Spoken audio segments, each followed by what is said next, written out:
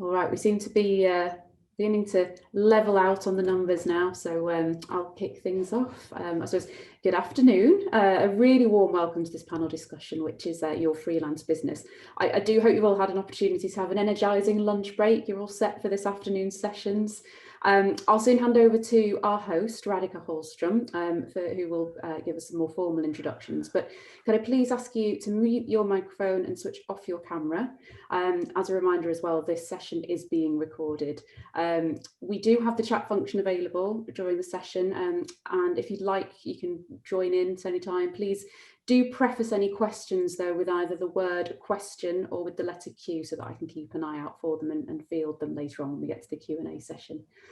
So without further ado, I'll hand over to the radiant Radhika, who'll get us started.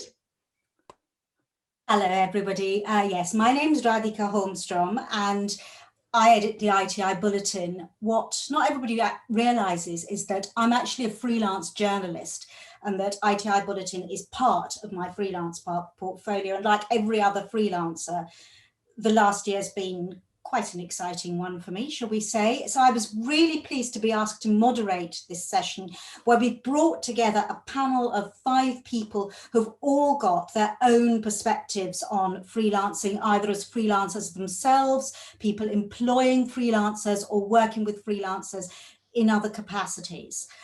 They're all going to introduce themselves. Each person's due to speak for about 5 minutes, and then after the 5th person, so that'll be in about half an hour, we'll open it to questions and discussion with all of you. So without further ado, I'm going to hand over to Claire Sutty. Hi there. Hi, thanks, Radhika. So yes, I'm Claire Sutty. I'm from Atlas Translations. We're a corporate member of ITI. We're a small company. We've got 7 staff in-house, and we use lots and lots of freelance translators and interpreters. So strictly speaking, I'm not a freelancer, but I hope you'll bear with me. I do work from home, and I have done for a number of years. And obviously I'm in regular contact with freelancers.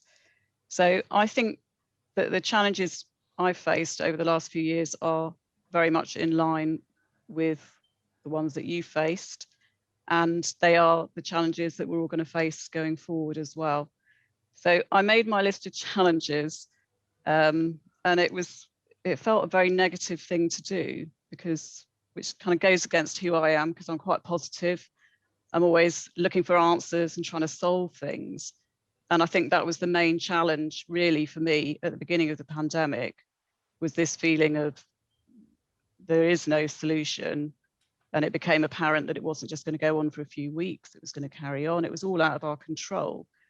So there was nothing in our lives that wasn't going to be affected. And that felt very, very frightening. So the first challenge, I think, for me was working from home. And as I say, I already did that. And I remember at the beginning of the pandemic, when it became apparent we were going to have our children at home, I spoke to friends who did home educating all the time, and I asked them for tips about homeschooling, and they got really cross with me and said, you know, this isn't homeschooling. When we do this, usually we're not doing it, you know, locked in our houses, not able to do that. And it was the same for us, I think, for people who already worked at home. My friends said to me, well, you'll be fine. You're used to working from home. Yeah, not in a pandemic, not with 3 children at home, supposedly being educated, not sitting in a queue for a virtual shopping slot for hours on end, not feeding everybody endless snacks, all those sort of things. Oh, and trying to work as well and sleep. So all those challenges coming in, and that leads me into time management, which for me just fell apart at the beginning of all of this. How was I supposed to fit everything in? The only way I could do it was by not sleeping, which isn't sustainable. So yeah, I think we probably all felt a bit of that, and everybody had their own particular circumstances. Not everyone has children, not everyone is a translator. Obviously for interpreters it was entirely different. Their work just fell off a cliff, so they had massive uncertainty, and they had to work out how they were going to reorganize themselves so that they could offer a remote service. So many challenges.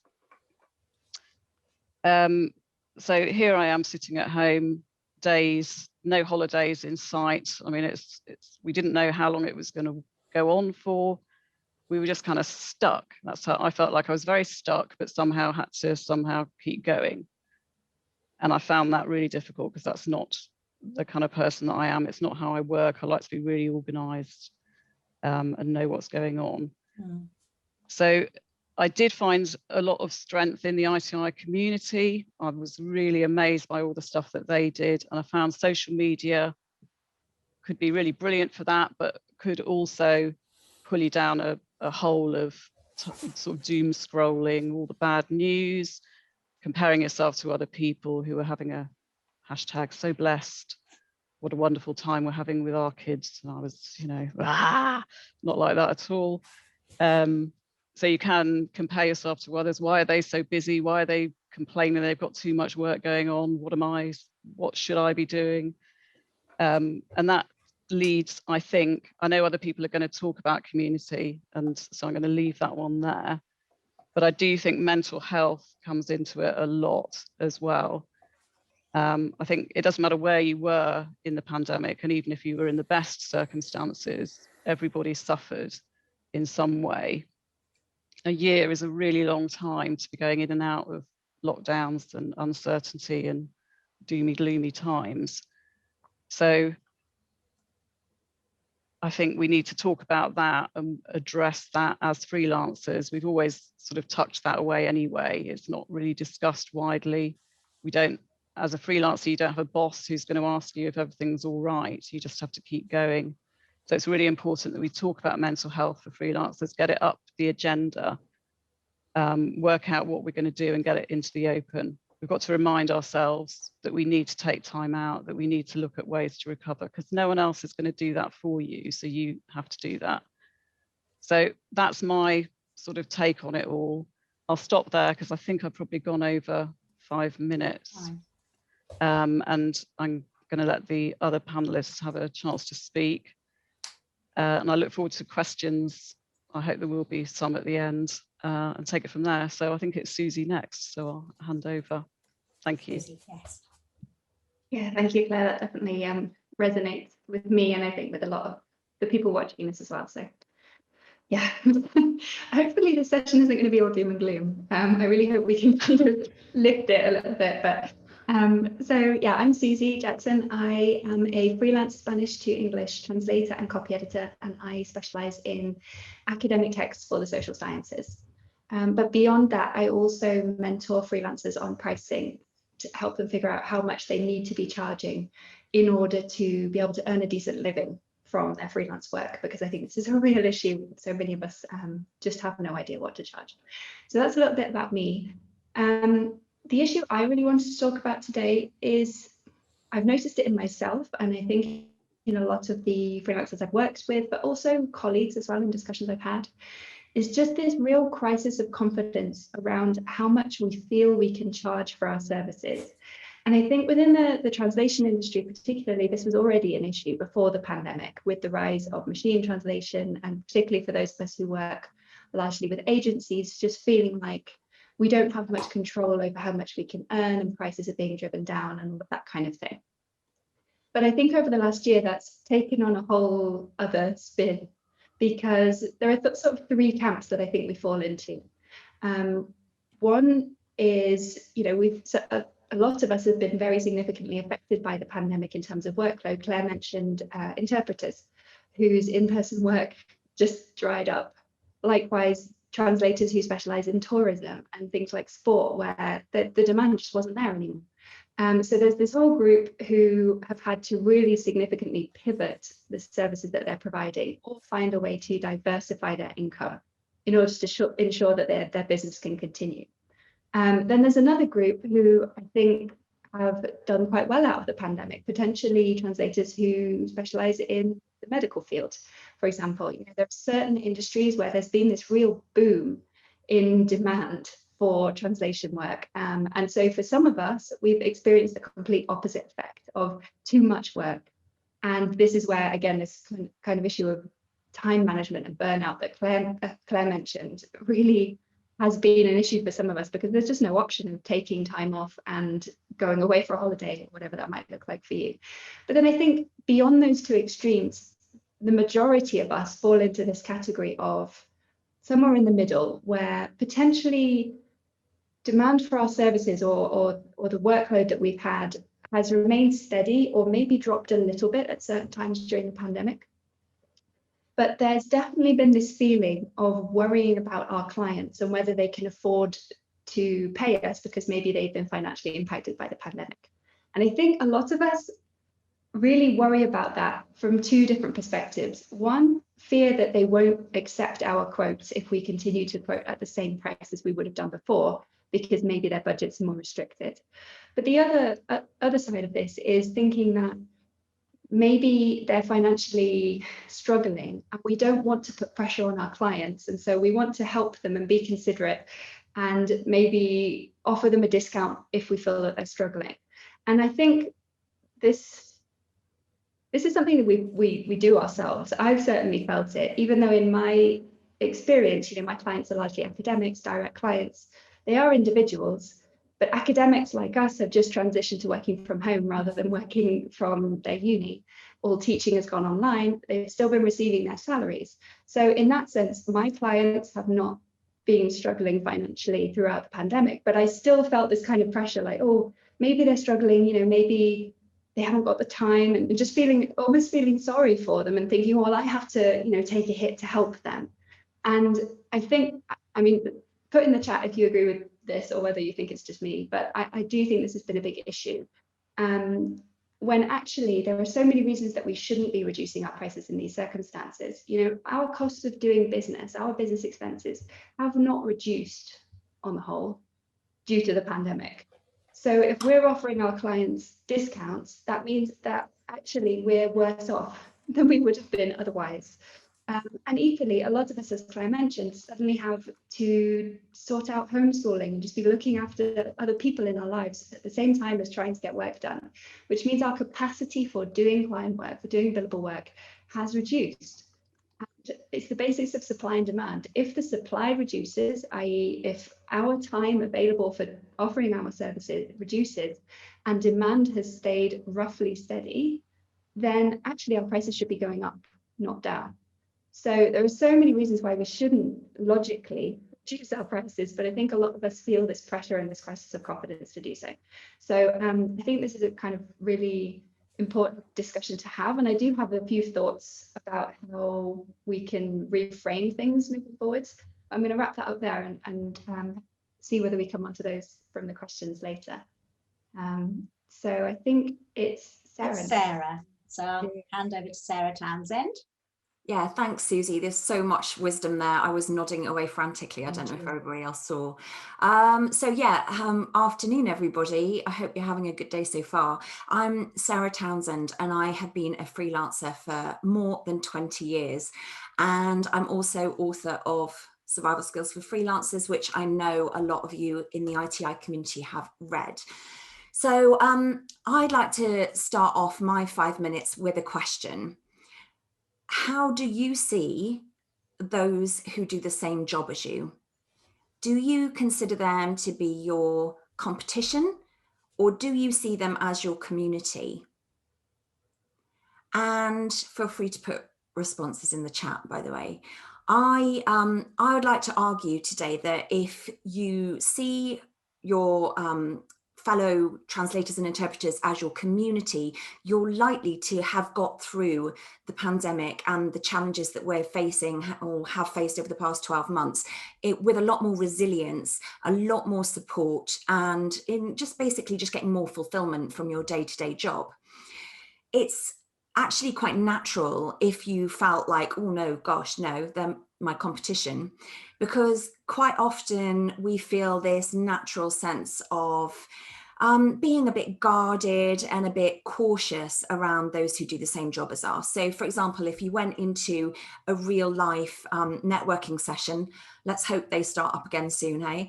You might not rush across the room to introduce yourself to the other translators in the room.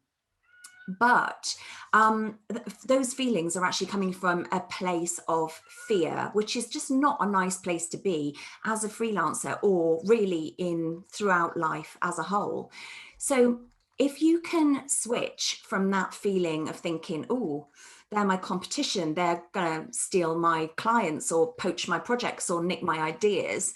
If you can switch away from that and start to think from the perspective of having an abundance kind of mindset, where you truly believe that there is enough work out there for everyone, and I do truly believe that that is the case, you're actually far more likely to be fulfilled and supported within your day-to-day freelance life. So why is connection and community so important? I can actually hear my cat meowing outside the door. Such an attention seeker. So particularly over the last 12 months, we have all been in the situation, whether we're used to working in a co-working space, a coffee shop, or in my case, from the lounge bar at my gym. We're used to connection, we're social creatures. And however introvert you consider yourself to be, no man is an island, as John Donne said, and we do all need that connection to thrive as individuals and as freelance business owners. And yeah, when we first start as freelancers, we quite often just love the idea of being in control and being our own boss and being able to make the decisions day to day on how, when, and where we work. But actually, we're quite often unprepared for just how isolating it can be to be a freelancer. And because of COVID, that has been more of an issue over the past 12 months. So as I say in Survival Skills, going solo doesn't mean going it alone. And it's really common for us to kind of feel like, oh gosh, I've got nobody to talk to when I'm trying to work out my pricing. See Susie. I've got no one to talk to when the wobbles kick in, the self-doubt and the imposter syndrome, the fear of failure, and the kind of the confidence that holds you back from, or the lack of confidence that holds you back from kind of grasping the opportunities out there that are going to develop you as an individual and as a freelance business owner. But in actual fact, there are tens or hundreds even of thousands of freelancers out there, all feeling the same. And by tapping into that network of people who do the same job as you, like-minded individuals who are facing the same challenges day to day as you are, it's just such a great way to kind of build friendships and connection and community and to get more enjoyment from self-employment. So very briefly, when I started as a freelancer, this was 1999, there were no online communities, there was no social media, there was barely any online, full stop. Today, you're spoilt for choice. I think it was Claire just said, I was going to say, start from where we are now, the ITI themselves. And yeah, Claire just mentioned just how supportive the ITI is as a community with the fantastic events and such like that they put on for you. But there's also groups on Facebook, such as Being Freelance and Freelance Heroes. There are Twitter chats that you can join in with to connect and meet other like-minded people who do similar work. You can make friends with the thriving active communities on Instagram, particularly. I'm connected to a lot of translators already over there, and also on LinkedIn. So there are plenty of ways in which you can find these communities. And what are the benefits of this? Well, personally, as well as using those online social media channels, I've also got a WhatsApp group of freelance copywriters who I'd met at a distance from a copywriting conference a couple of years ago and barely knew really, but at the start of the pandemic, we set up a WhatsApp group. And since then we've become really close friends, and we use it to share ideas, to kind of provide that ongoing support and advice and help to bolster one another on those challenging, difficult days.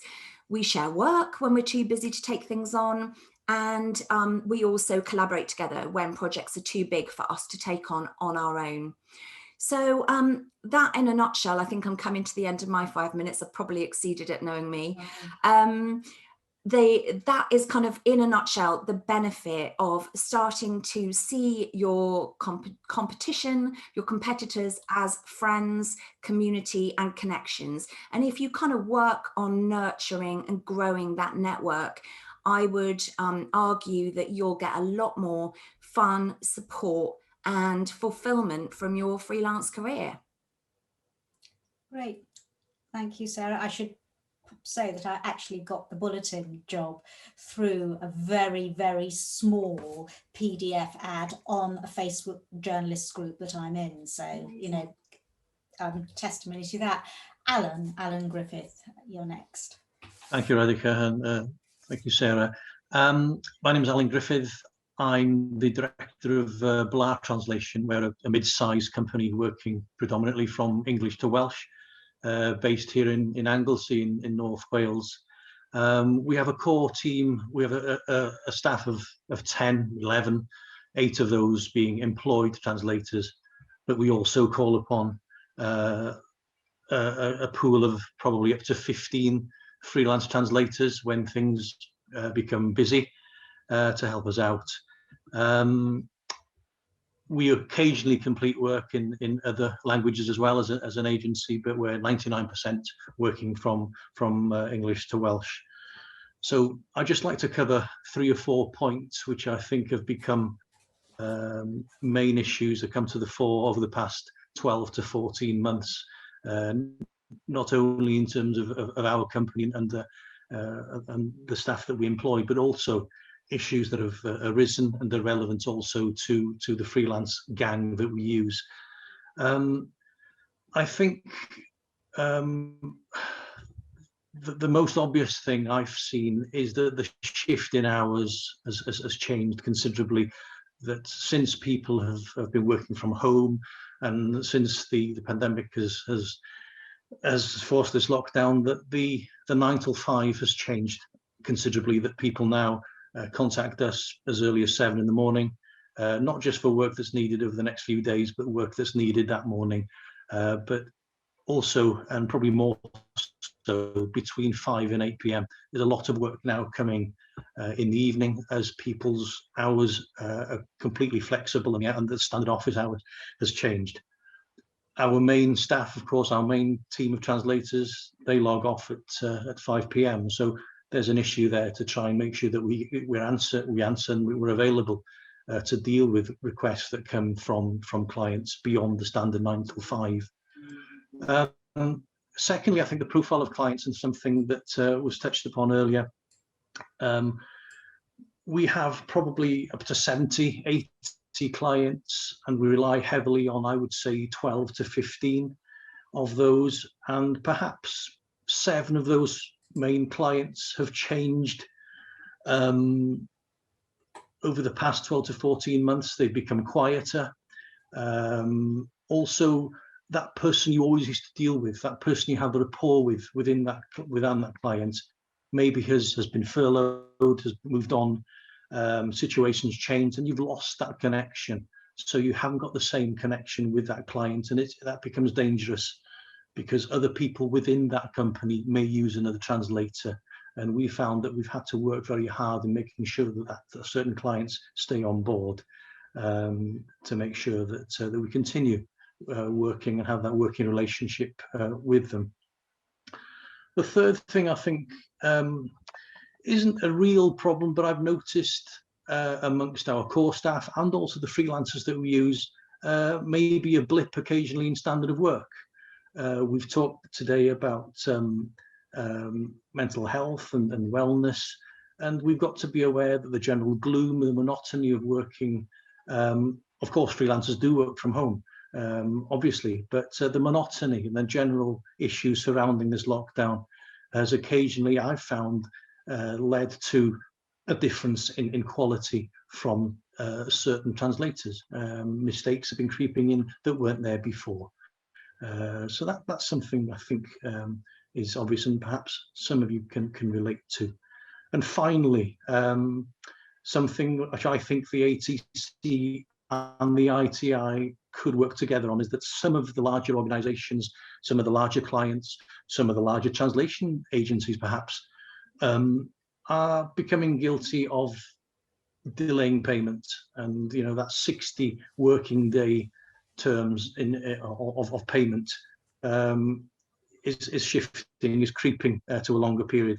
And as freelancers, as companies who are going through difficult times, it's important that we make sure that payments are received on time and that people respect, when that invoice is sent, that it doesn't take 3 months to come back. So I think those broadly are the themes that I've seen that have come to the fore over the last 12 to 14 months, both within the company and filtering out to the freelancers that we happily work with. Thank you. I think Gary, I think you're next. Finally, over to Gary King. And after that, if you want to start thinking about any questions or issues you'd like to raise, do get them across and the lovely Hayley will start filtering them. Okay, thank you, Gary. Turn my mute off. Thank you, everybody that's kind of preceded this. It's really tough following those kind of 4 introductions, really, because there's a lot of great insight there. But I'm maybe different to some of the people that have spoken previously, in so much as I work in many sectors outside of the ITI network, and so I come at this really with experience and insight from the wider small business and freelancer community, and hopefully I can bring some insight to help in this community.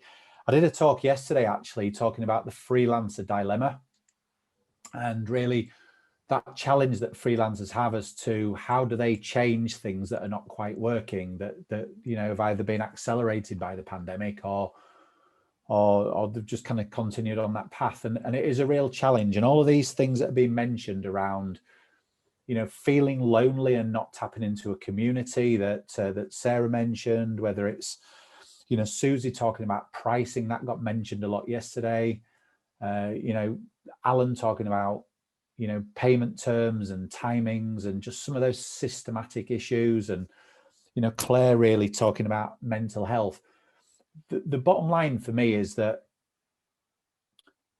most freelancers and small business owners don't have a plan. Statistically, less than 1 in 4 people running their own business have a plan of how they're going to get from A to B. And I find that astonishing, because the first thing we do when we get in the car these days is we put the sat nav on and it tells us what route we're going to take, what time we're going to get there, and what the alternative is if the original route doesn't work. We wouldn't think about getting on an aeroplane if we thought the pilot didn't have a plan, but we're quite happy to go into business, the very thing that's going to give us our freedom and pay us the money that we need to have a lifestyle, but we don't have a plan. And I find that incredibly tough as to why less than 1 in 4 have got a plan. And I guess where I'm coming from today is, in order for you to get from A to B, whatever B looks like and wherever A is right now, you need some kind of a plan.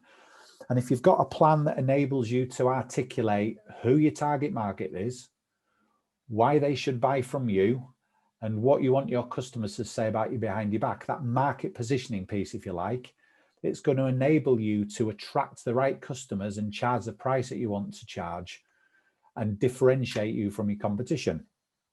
And that's the key that most small business owners and freelancers see, but that's a fundamental part of a plan. What you also find is that if you put some of the systems in place, so for example, in my world,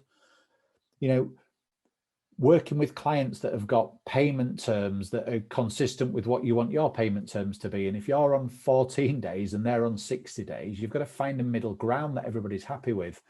Because I think if you want to get paid in 14 days and your clients want to pay you on 60, it's going to cause you a problem at some point. And unless you can work with clients or find a way of systemizing and automating the payments, it is going to cause you financial difficulty. So I know in my business, in the very early days, I got bitten by clients not paying me on time. I now only work with clients that pay me on certain payment terms, and I automate the collection of those payments so I don't need to wait for the manual. So systemization is also a key part of any plan. Also, it's a lot about learning. You need to be, despite your community, you need to be not the cleverest person in the room. I always say you need to be constantly developing, you need to be constantly learning, you need to be constantly challenging yourself. And the only way you're going to do that is to be in the right community, as Sarah said there. So just make sure you're in an environment where you're being challenged, where you're being supported. And I'm not sure whether it was Claire that mentioned, so you'll have to excuse me, but this comparison is the thief of joy. If you're constantly comparing yourself to other people, you know, you're just gonna kill yourself. You've got to look after number one, and a constant looking at what everybody else is doing or what everybody else is charging is just not going to do you any favors. So you've got to constantly be looking at how you can be better than you were the day before. And the bottom line is, if you've got a plan and you can get your positioning and your systemization and your learning and your community right, it's going to give you a business that means you don't need to work as many hours. It means you can spend more time doing what you love and what puts fire in your belly. And you can ultimately build a business that gives you the rewards you want. And that ultimately is going to help you with your mental health. And that's where the challenges come when you're working long hours, you're feeling lonely, you don't have the community, and you're certainly not getting the financial rewards from your business. And I think just to finish off, a plan doesn't need to be a thick multi-page document. We've all seen these long plans that never get looked at, never get reviewed. They're all in a top drawer. You know, our plan is a single A3 page, and you've got everything on this single page. And the benefit of that, it's relatively simple to pull together, but it's also relatively simple and quick and easy to review and update as opportunities and threats in your environment arise. So I guess the essence to me is make sure you've got a plan that's going to enable you to identify how you get from A to B in an effective, efficient, and profitable manner. I hope that's been of use.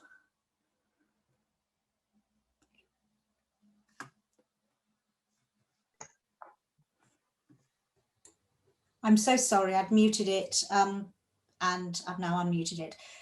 Thank you very much, Gary. Hayley, I don't, any questions coming through immediately? There are one or two things I'd love to raise with people, but if you want to field some through. Yeah, there are a few. We had lots of praise, first of all, for Claire's truly spoken words at the beginning. So thank you for that. I think everybody appreciated the authenticity behind what you were saying. So thank you for that, Claire. Ruth asked a question, I think to the whole group on the chat and the panel. Is anyone else dealing with having to share your precious office space with your spouse during the pandemic? And perhaps some of the panel might like to comment on that. He's downstairs with everything balanced on the piano. He's in the office and I'm stuck here by the bookcase. So yeah, and he's got a really loud voice. He does lots of Zoom calls. And he has this laugh that he does that he only does on Zoom calls. So yeah, and also, of course, going forward, we think, oh, everything's going back to normal. But his work have said they don't have to go back till January next year. So this is, you know, it's going to continue for me, having somebody in my space. I know it's my house, but it's still mine during the day. It is a huge readjustment, I think. Of, yeah. You know, I found the whole of this time last year a peculiar mix of very isolated and very crowded, you know, and suddenly my house was full of people. And at the same time, I couldn't see any other people. And I think that's really affected work for a lot of people. And that feeling of being utterly drained in two almost opposing ways has been quite extreme. Yeah. Yeah.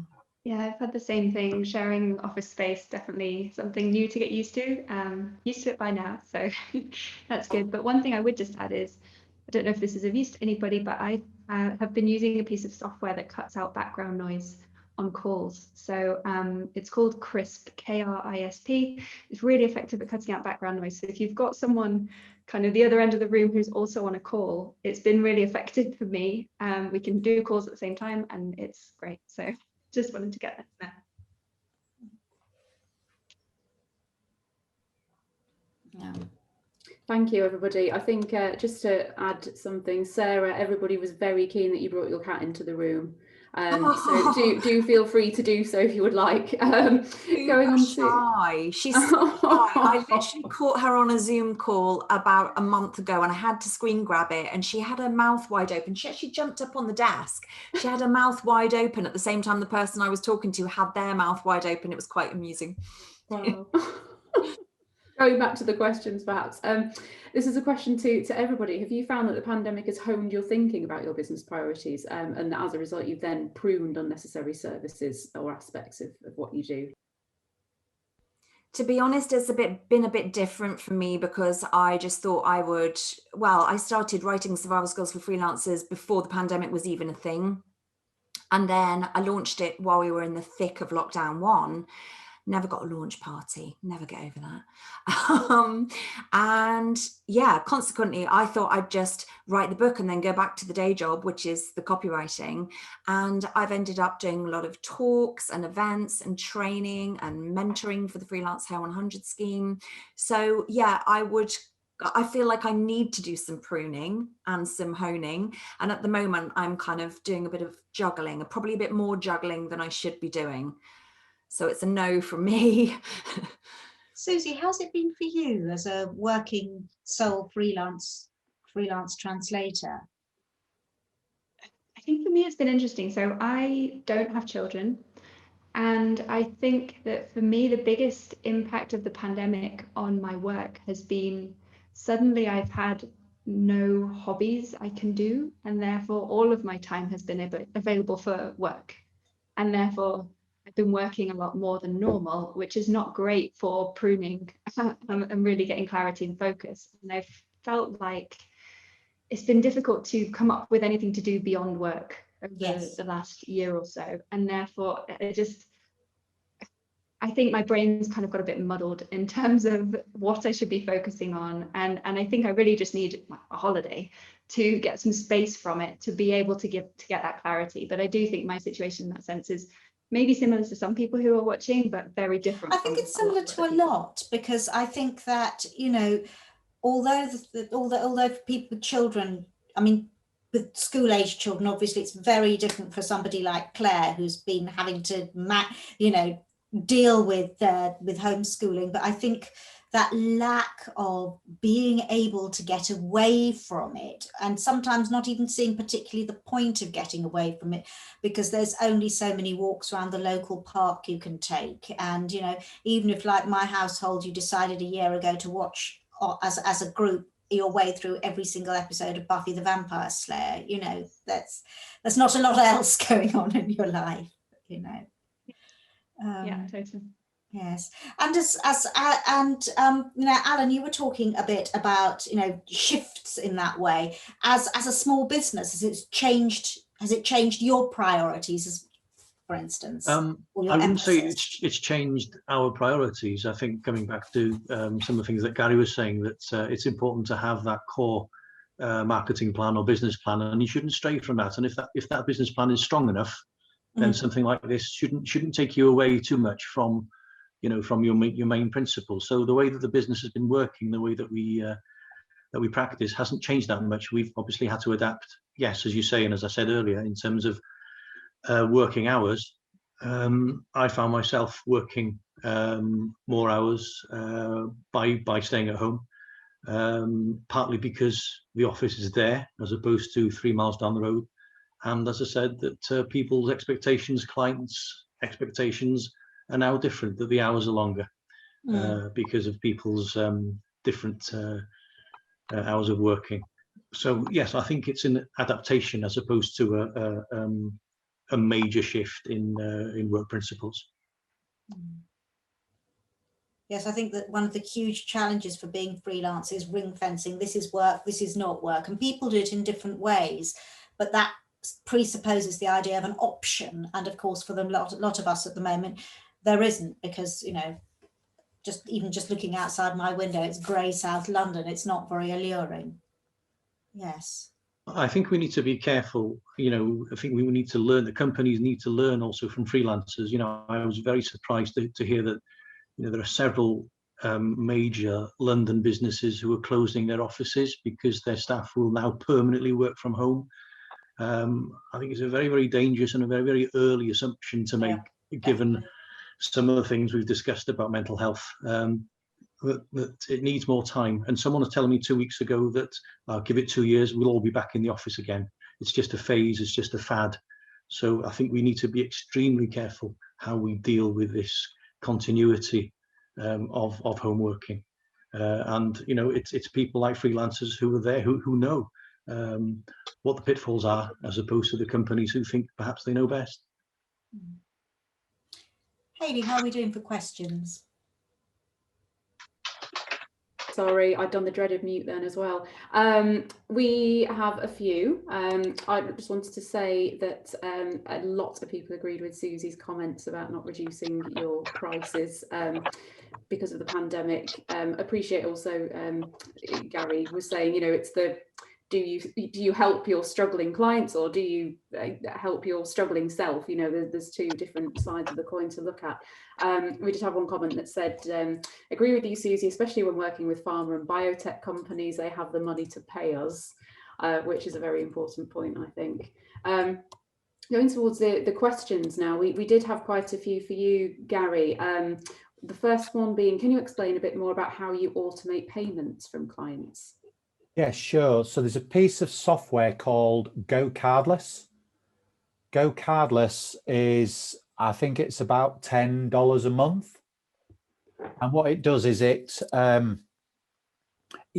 you to set up a direct debit payment. Now that could be if your client's on some kind of retainer, or they're on some kind of payment plan, or it can be just a one-off. And what Go Cardless does, it charges you, I think, either 1.75% or £1.75, whichever is the dearest. So it's a fraction.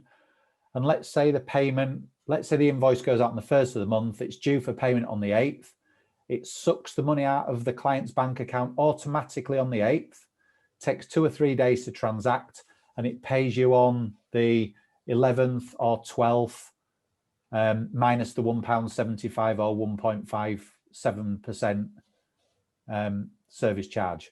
So every single month, all my invoices got on the 1st of the month, and yesterday was the 12th.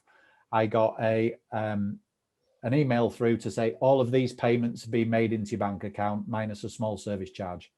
And it means I don't need to have a difficult conversation with the client, and they don't need to have a difficult conversation with me over forgetting to pay. So look at Go Cardless.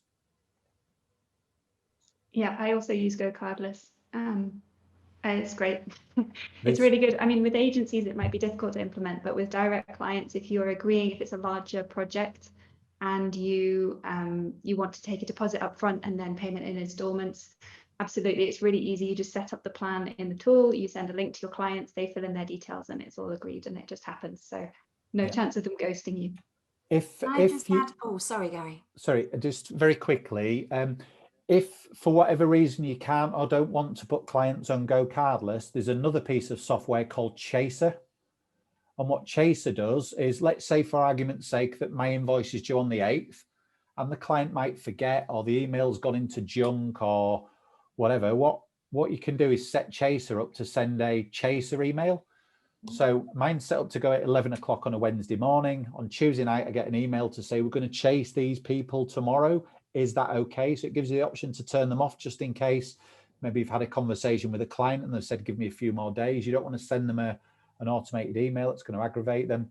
But what Chaser does, it sends them an email to say, hey, our invoice is a couple of days overdue. Here's a copy of the invoice just in case you've missed it. We'll look forward to getting your payment. And you can progressively make those emails a little bit more assertive if you want to. So let's say it goes 4 weeks overdue. The email could say, hey, I'm going to send the heavies round if you don't pay us today. But what Chaser also does, it takes away that difficult conversation. But once you reconcile the payment that they've made, it sends them a really nice follow-up email to say, we've received your payment. Thank you so much. We really appreciate you doing business. So it really adds a customer service dimension to it, but it takes away any difficult conversations about payment. So look at Chaser as well as Go Cardless. Sorry, That's a Sarah. really nice touch. Yeah, no, that's okay. It was quite a similar situation I was going to refer to. Is I use Xero for my accounts, and kind of ironically, when I started, I switched from 30-day payment terms to 10-day payment terms, and now I find most of my clients pay me within 2 or 3 days, which is a really lovely situation to be in.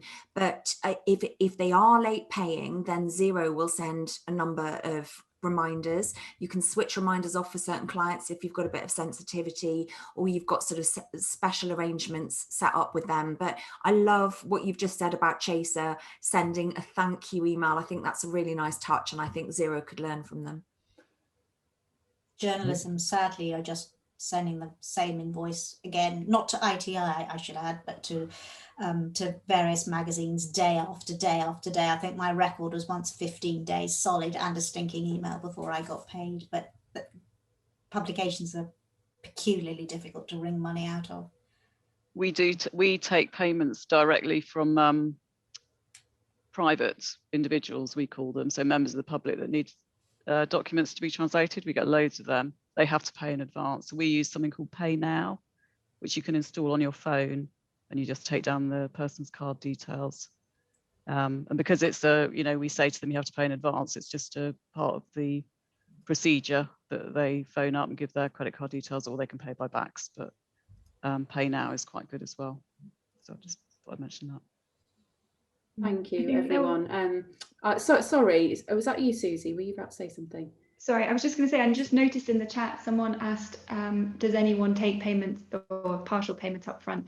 I just wanted to give my experience of that as a freelance translator. It's my standard policy. I work largely with direct clients, not agencies, but it's my standard policy that whenever I work with a new client, so a new academic, I request 50% upfront as a deposit and the other 50% on delivery. Now, if it's a repeat client, I don't necessarily implement that, but for all new clients, I do. And I've never had an issue with it. No one has ever complained. It's perfectly normal that you would split the risk with them when it's the first time, working with a new client. So just wanted to give my experience of that. Thank you very much, Susie. Gary, just a question about Chaser. Somebody was wondering whether you know if it's available in other languages. That might not be something that you know.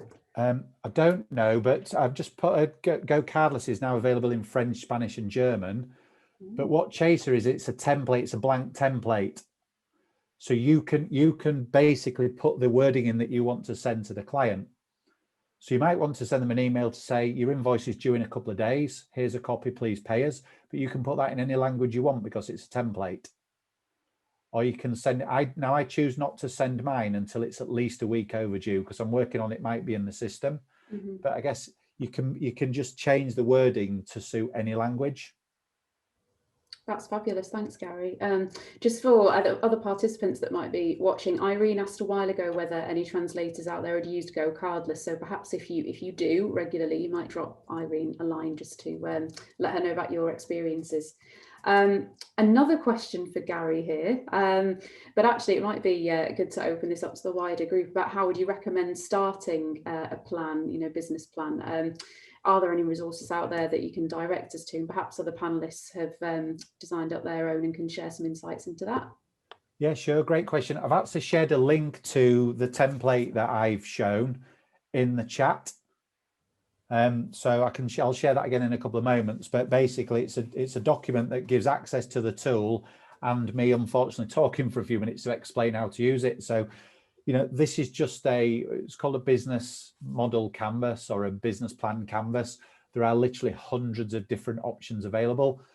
Mine's got purpose at the heart. So really, what is it puts fire in your belly? That's got to be the starting point. It's got the strategies in, it's got the key measures for your business and all that bit around positioning. So I've shared the link, I'll share it again, but there are tons and tons and tons of free tools available online, and there are even plenty of places if you speak to your local enterprise partnership or plenty of business hubs in your local regions, particularly in the UK, where you can go along to events where they can help you with some basic business planning principles. So tons of content as well on the internet, YouTube, etc. So the trick is to find a template and a tool that works for you and just get started and fine tune it as you go along. I think related to this kind of question of how to put a plan in place is there's something that all big businesses do when they start, which we absolutely don't do on the whole as freelancers, which is thinking about kind of the big picture vision. And it's more than just the plan of literally, what we're going to do over the next year to get us to wherever we want to be. But it's something that I work through quite a lot with my mentees, and it's thinking, 10 years down the line, what do you want your lifestyle to look like? And is your business currently getting you towards that point? This vision part is a really important thing that we miss, I think, because we don't know what we're aiming for. And when I work through this with mentees, the context is pricing. So it's thinking, well, how much would we to be earning 10 years down the line in order to be able to live this lifestyle? And are you actually taking steps to start charging enough to be able to earn that much or not? So that's part of what we work through together. But there's so much more you can take from doing an exercise, you know, a kind of visualization exercise of where you want to be down the line. And then really trying to work backwards from that to think, what do I have to do right now in order to start taking steps towards it?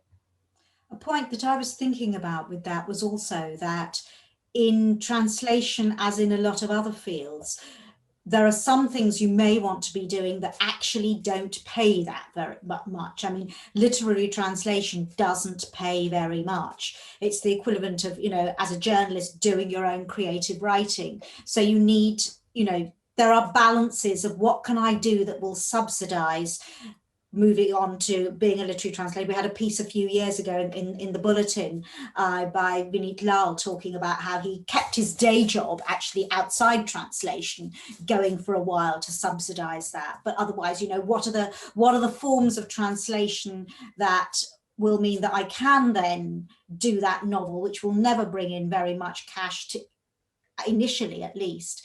You know, it's the equivalent of, you know, how do I keep the bread and butter jobs going while I write the great 21st century novel in my field or in other people's? You know, how do I keep this bit of design work going while I work on my own creative project?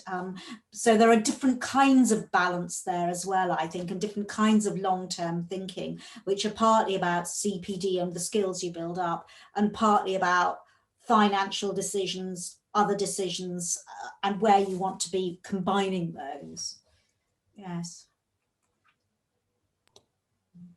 Thank you all. There was also some comment earlier when Gary was talking about the fact that a lot of university translation interpreting courses just simply don't offer a unit on business advice, running a business and so forth. I know some do, but most don't.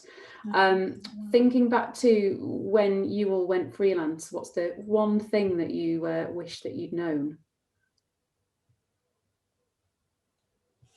I think planning. I think it really is planning, that most of us just start for whatever, because we think, oh, I think I'll go freelance, or, you know, I'll start my business in my case.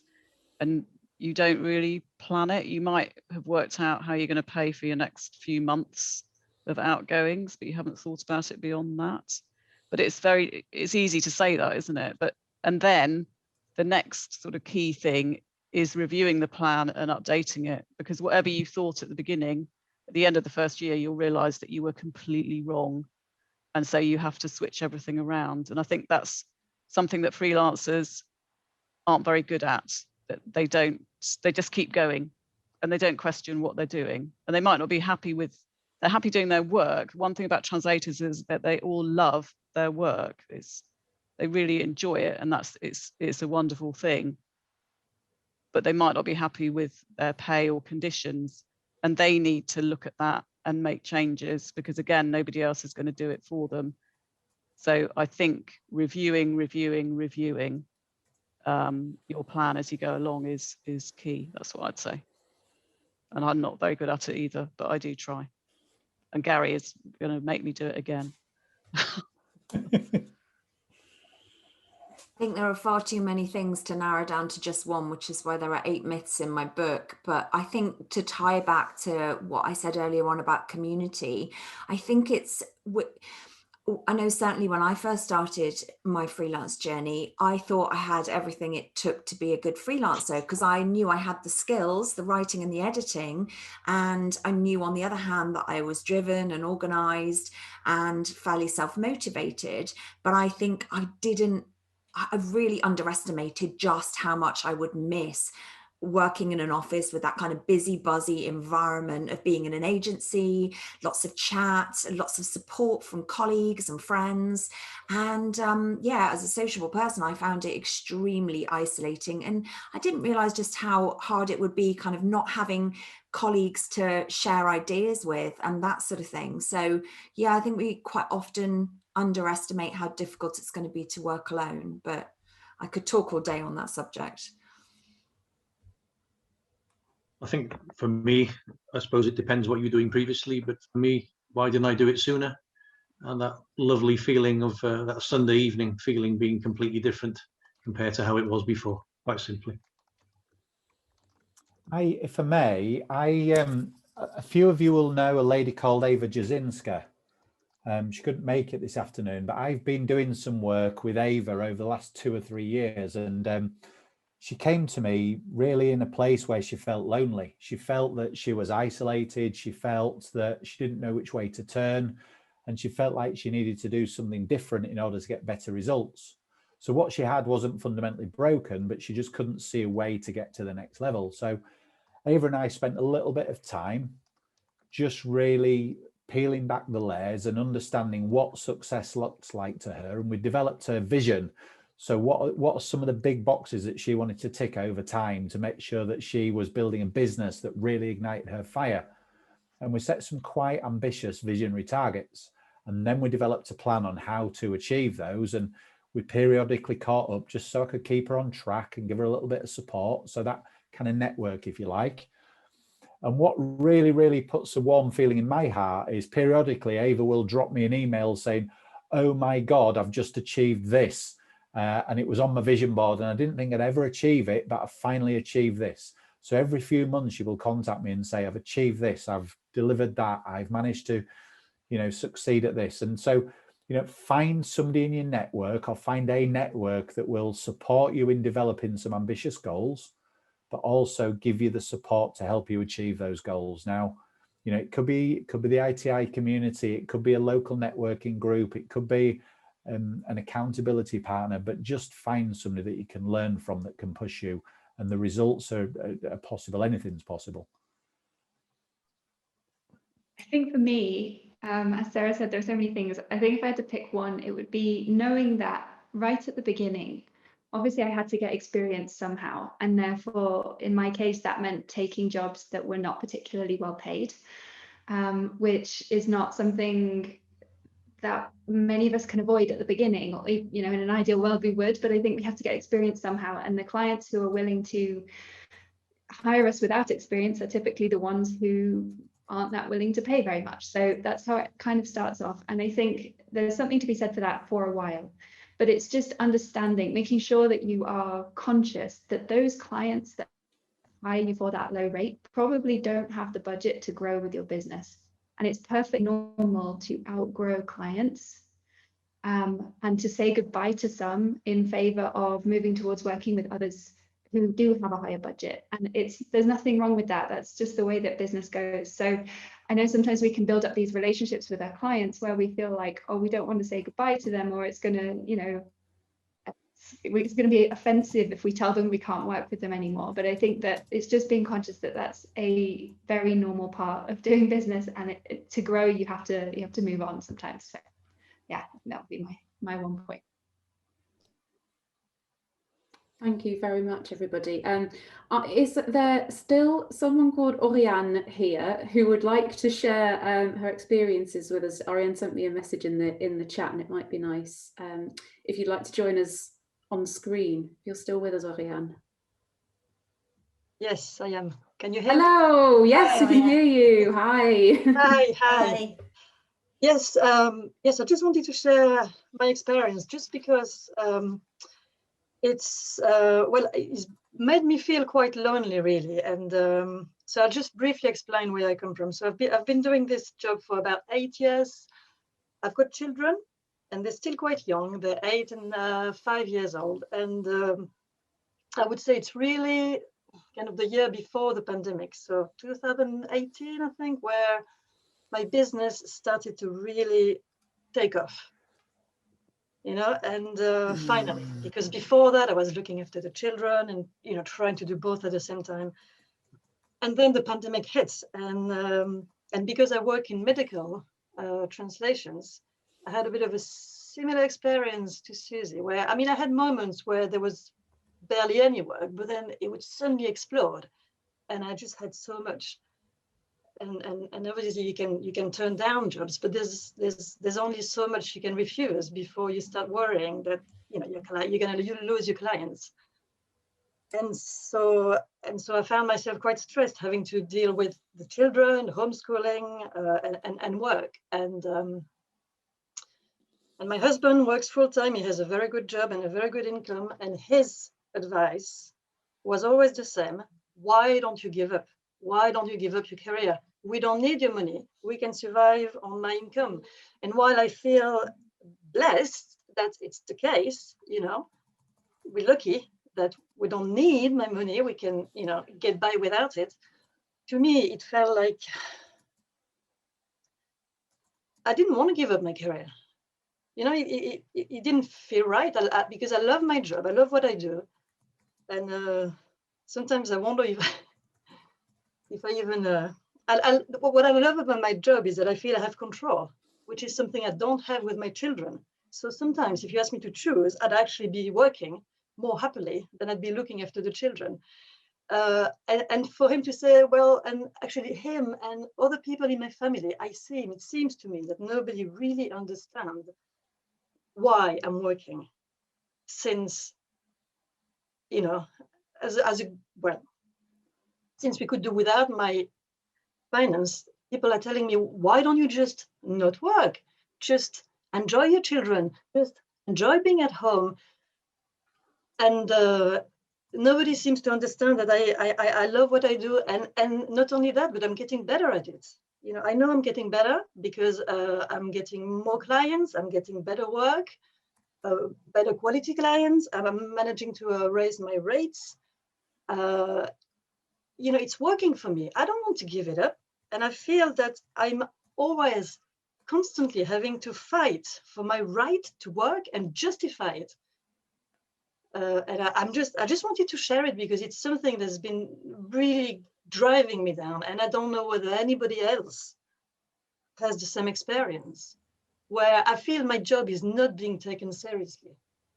I'm not being taken seriously because I'm not essential to the family finances.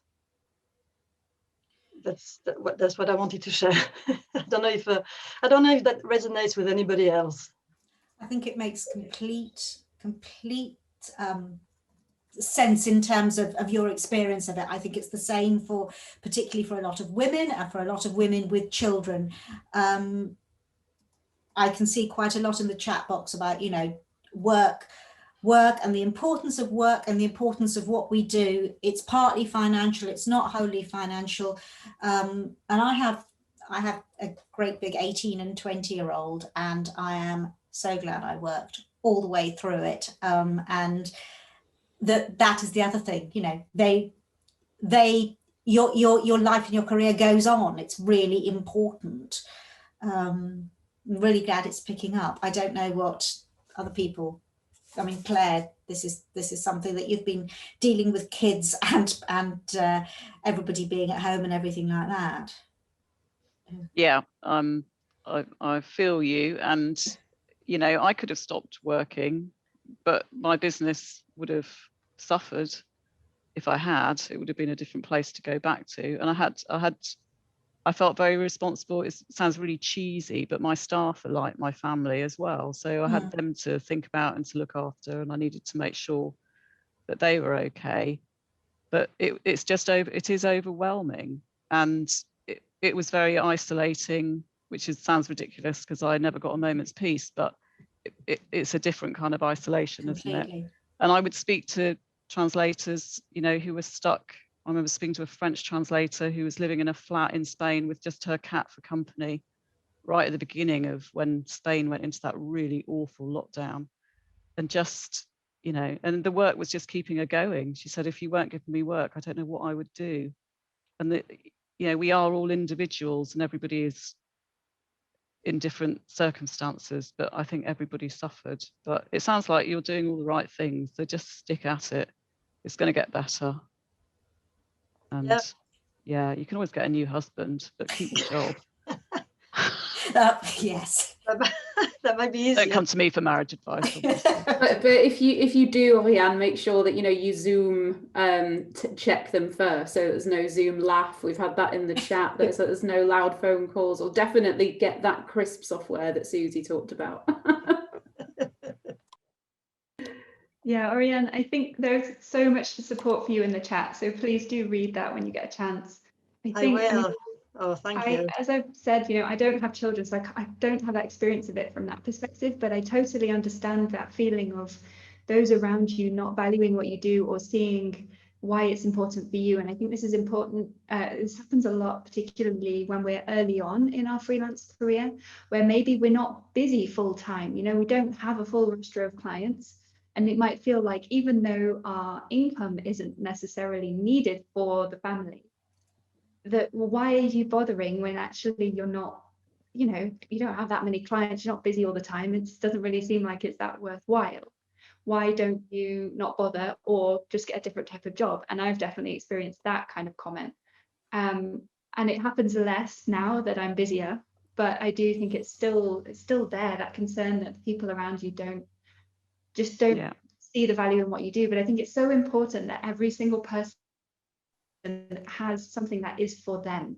And I think during the pandemic, as I said before, all of my hobbies have disappeared. So anything else beyond work that I had for me before the pandemic no longer exists. So for me, this is the one thing that is mine, that I have control over, that I can shape to look how I want it to look. And it sounds like you're in a similar situation. So don't let go of it. Please don't let go of it. And I think it does remind me a bit of when I started 400 years ago, whenever it was in the early 90s, and people say, oh, translation, it's charming, it's how lovely to have a hobby, Try being a journalist.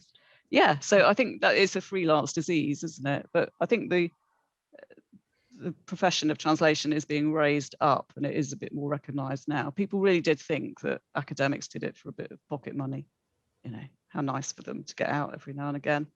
So we're moving on from that, but I suppose there's always a dynamic in relationships as well. And over the past year, obviously, with all the pressures on everybody, people have lots of opinions. That also takes us back to Sarah's and others' points about community. Partly about, since we're all at the ITI conference, it's fair to assume we all have that as community, but also the fact that that people work effectively with colleagues and with knowledge sharing and with support sharing, and the fact that there are people with a very similar skill set, all of whom are working together in that way, does build up rightly that confidence in, no, this isn't just something I rattle out. It's something that I do that earns me a living, and is my career. Yeah. There's an interesting dimension here, isn't there? That if a close one, a loved one, is saying to you, pack this in, it's just a hobby, you can do without it, it reduces your self-worth. And then we've got this dimension that Susie mentioned that says, I'm not charging my prices because I don't think I'm worth it. So if you really want to command the fees that you want to command and work with the right kind of clients, you need the right people in your support mechanism. So otherwise you're never going to charge those fees. And look, I know there's been a little bit of tongue in cheek in the chat, but when I started out my business 10, 11 years ago, my partner at the time said to me, I remember I was going through a tough period, and she said, why don't you pack it in and get a real job? And I was like, oh my God, I don't need to surround myself with people like this. Now, she's my ex now, of course, but you need people that are going to support you and give you a vehicle for you to follow your dreams, because otherwise your self-worth means you're never going to charge the prices, and then you just get into this spiral. So, you've got to take the naysayers out of your community. It's not worth it.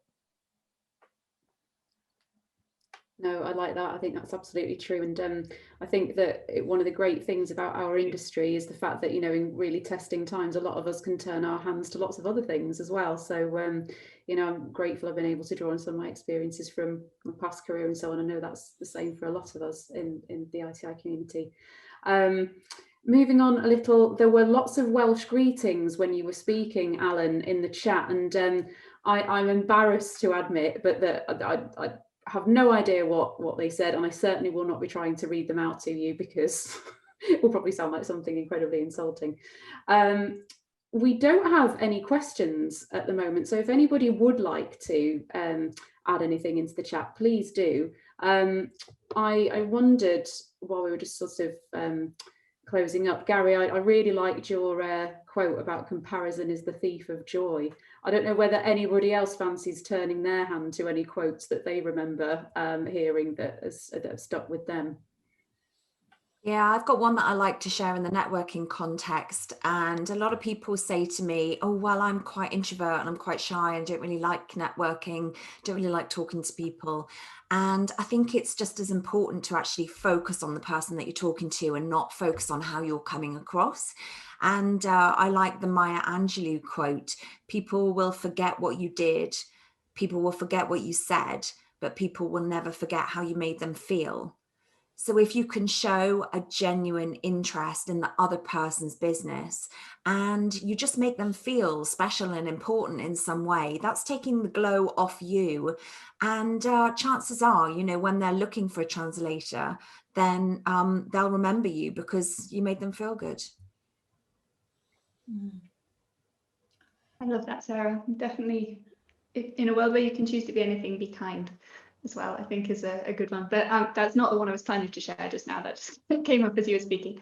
The one that I share a lot when I'm working with mentees ties into this mindset kind of discussion that we've had and all the mentions of confidence and things like that.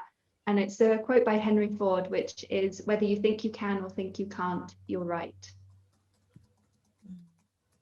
Yeah, I love that one too. Can I share another from Richard Branson?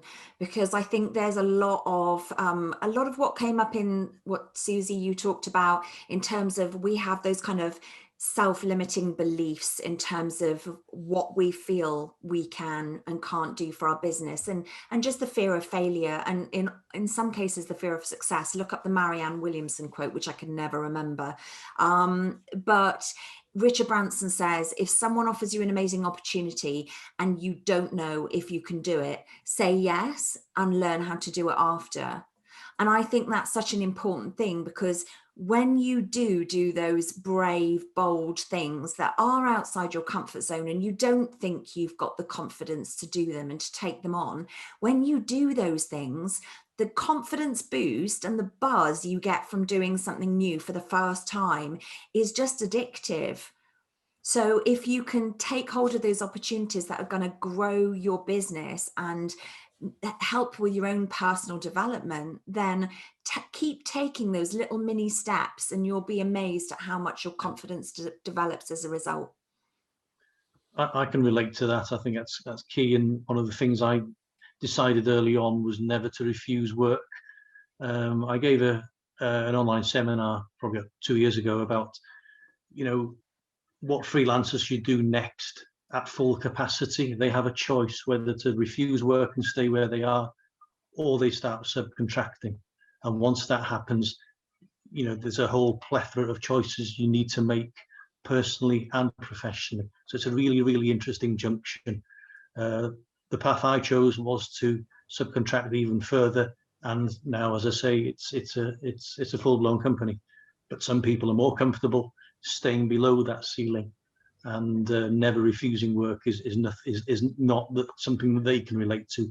They're happy to stay within those parameters. But it's a very, very important question. And that relates back, I think, to that thing about what's the kind of work you want to focus on, and what's the kind of work that will pay, and how you balance those out, you know, and at what point you decide this project is not for me because it will interfere with the project I want to do, even though it's not so well paid, because those not so well paid projects will not get better paid sometimes. You know, there are areas in which, say, literary translation, the rates are not necessarily going to get better, but they may be enormously fulfilling things to do. So how do you subsidize that? You know, and there are other fields where the creative stuff is highly unlikely to bring in the money, however positively you think about it. So how do you make that work? And you can make it work. People do, all sorts of people do, but it is making those calculated decisions about what you refuse, what you take on, and what you balance, I think. This is where, going back to this point of the importance of your freelancer having a strong business mentality, yeah, and a good business head to make those key decisions. Otherwise, they could drown in work and not having the resources to deal with it. Lovely, Yeah, I thank you. don't have any. Sorry, Claire. No, sorry. I was just going to say I don't have a clever quote, and I feel really left out. But something that I always say when I do CV clinics with people, quite often I look at their CV and it will say, "I'm just starting out," or "I'm newly qualified," or something. And I say, you've got to be the translator. Go all kind of Buddha kind of training. But you have to present yourself as a professional translator. I go through their CV and they've got experience, they've got the qualifications. I say you've got to present yourself to somebody. Forget all the I'm just starting out and I'm looking for great experience. Be a translator. So that's my thing. Just don't undersell yourself, I suppose, is what I would say. That's like not really that, very Claire. quotable. No, it felt more Yoda to me than Buddha, but I like it. Either way, I like it. Be the change you want to see. Yes. Oh, there you are. Yeah. It's a bit more sophisticated than Yoda, but never mind. We have a couple of questions. Could the panel say what their forecast is for the coming year? So I think that's, what do you foresee happening over the next 12 months in the industry? Well, do you want me to start? We've had a really busy year, so I think there's plenty of work out there. And from what I can see from work providers, dreaded agencies, they're all very busy as well. They're recruiting staff. There's a lot going on. So I think there is plenty of work out there. We didn't reduce rates for our clients. We didn't ask our suppliers to reduce their rates either. So there's no reason to do that. So I'll just knock that on the head now. So there's plenty of work out there. Just you need to, and if you're not getting it, then you need to sort of look at what you're doing and ways that you can.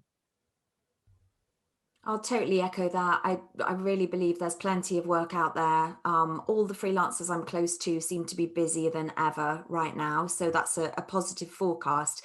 And I agree with you, Claire, that I think if you're not getting the work and you are quiet, maybe look at how much you're putting yourself out there, because you do need to be visible. Like, otherwise, how are people going to know you exist and know what you do and who you do it for and the problems that you solve for them? You do have to show up and be visible on social media or whatever your chosen platform is. But yeah, I think the outlook is really positive.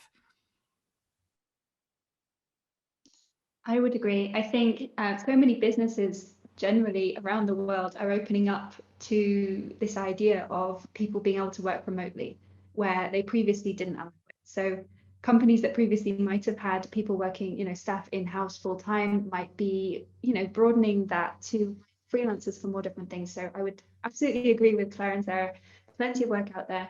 The important thing to remember is that we are in a position of power here because of this situation.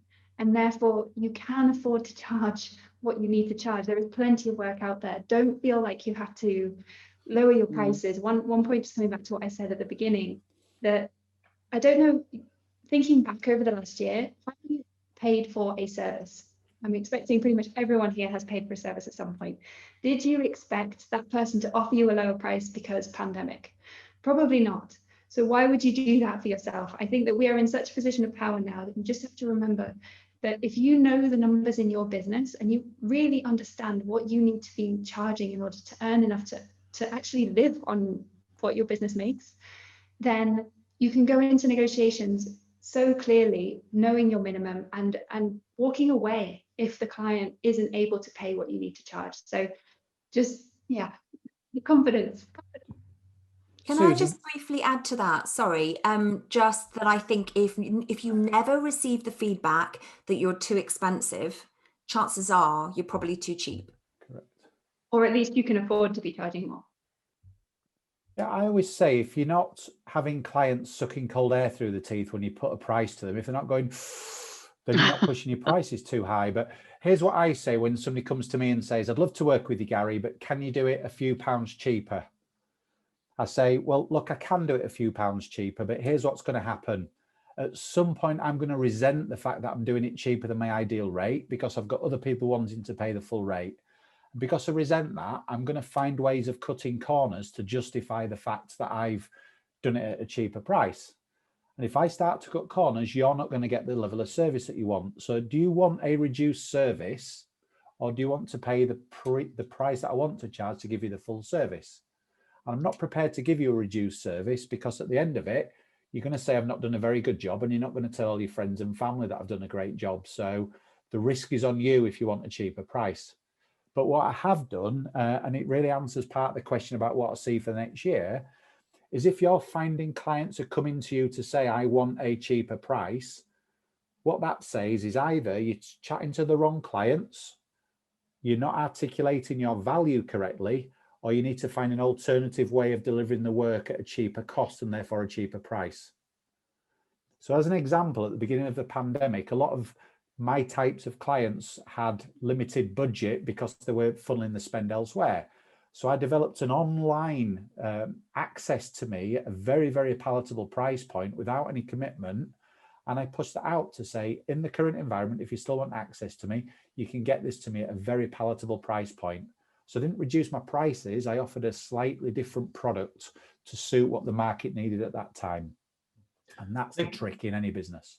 I think one thing where I agree with Gary completely, but one thing we're missing is occasionally you're asked to give a price, knowing that they're offering the work or asking for prices amongst other freelancers, other companies. So you've got to be aware of the need to maybe price a little bit lower, especially if you know that the project is going to be long term, and you're possibly looking at 6, 8, 9 months work further down the line. So we often reduce our prices, knowing that we're competing and knowing that it's a fairly lucrative contract for 3 months. Yep.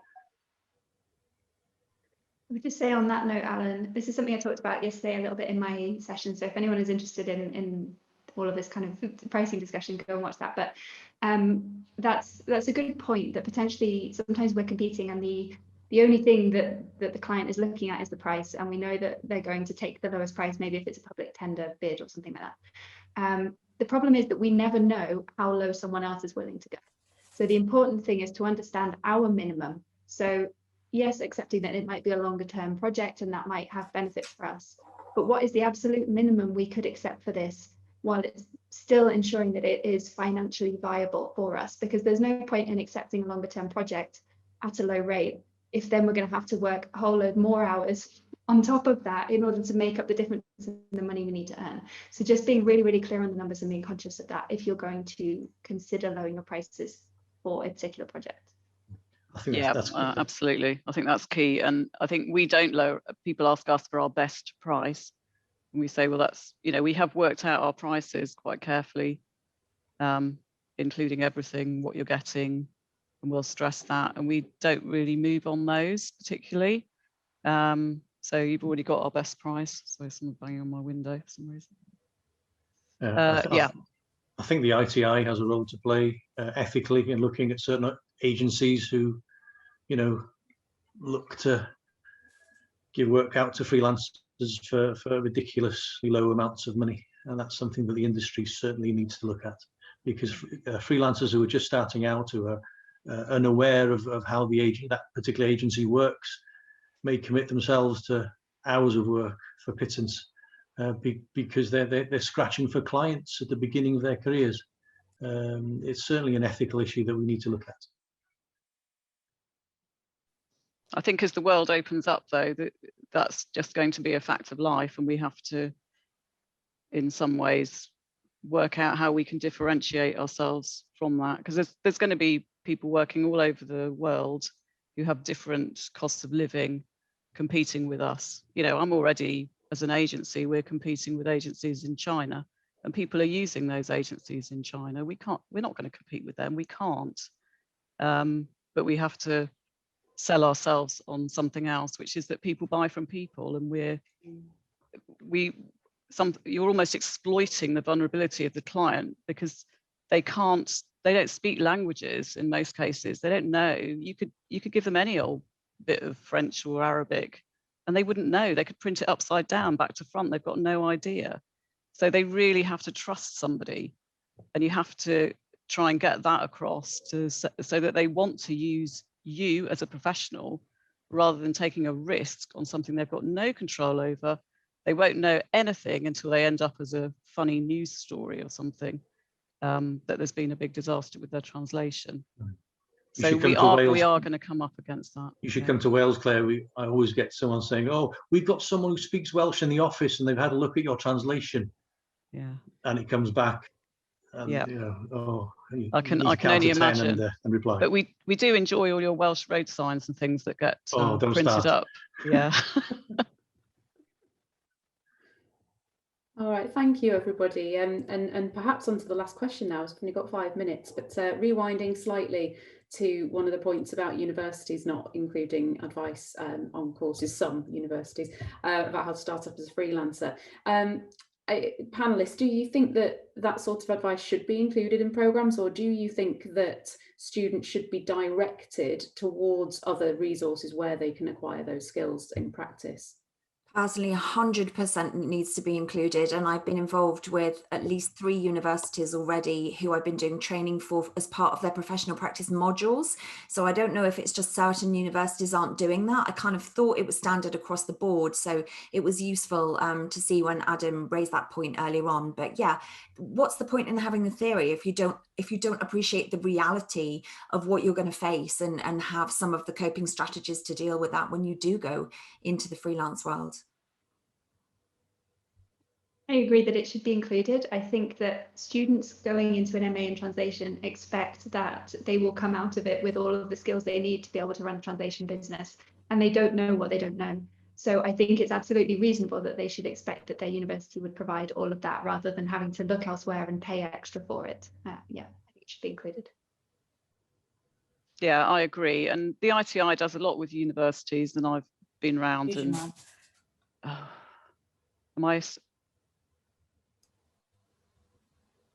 You're on mute. Sorry, that cup of tea just finished me off. Yes, basically, yes, they should be included in all courses. ITI does lots with universities. I've gone off and talked to students as well, but it should be part of most courses really these days. If people are going to go off and go into business, they need some practical advice from people who are already doing it. The challenge for us is this, isn't it? And you know, I'm looking at this from a business perspective as well as a translator perspective. Is that usually the prospectus for a university course is 40 years out of date, and they're run by academics that often haven't worked in the real world. There's an amazing opportunity for people like ourselves, people that are members of the ITI, to work with their local universities and go in and guest lecture about how it is in the real world, how it is as an in enterprise. You know, I do a lot of work in Leeds Business School, which is local to me, where I go in and talk about modern business plans, the one that I've shared with you today, whereas the ones that are on the syllabus, they're still talking about business plans that were the rage 50 years ago. So use it as an opportunity to get involved with your local university and go in and do guest lectures or paid lectures to educate tomorrow's translators and interpreters what they should be thinking about in terms of setting up a business.